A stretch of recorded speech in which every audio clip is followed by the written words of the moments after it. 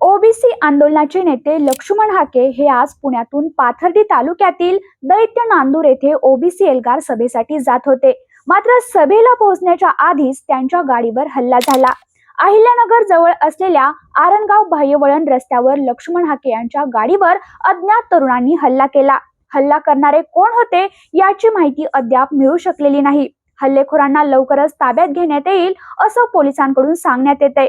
लक्ष्मण हाके यांना काहीही झालेलं नाही. मात्र हल्ल्यात हाकेंच्या गाडीच्या मागील बाजूची काच फुटली होती आणि नंबर प्लेट देखील खाली पडली होती. परंतु यामुळे मोठ्या प्रमाणात तणावाची परिस्थिती निर्माण झाली होती.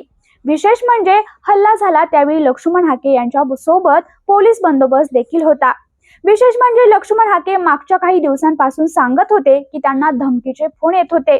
याआधी त्यांच्या मुलाच्या वाहनावर असाच हल्ल्याचा प्रयत्न झाल्याचं हाकेंनी सांगितले.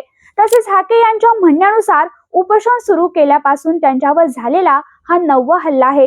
आता त्यांनी मुख्यमंत्री आणि गृह विभागाला महाराष्ट्रातील ओबीसींच्या सुरक्षतेबाबत आणि त्यांच्या प्रश्नावर लक्ष देण्याचे आवाहन केले आहे.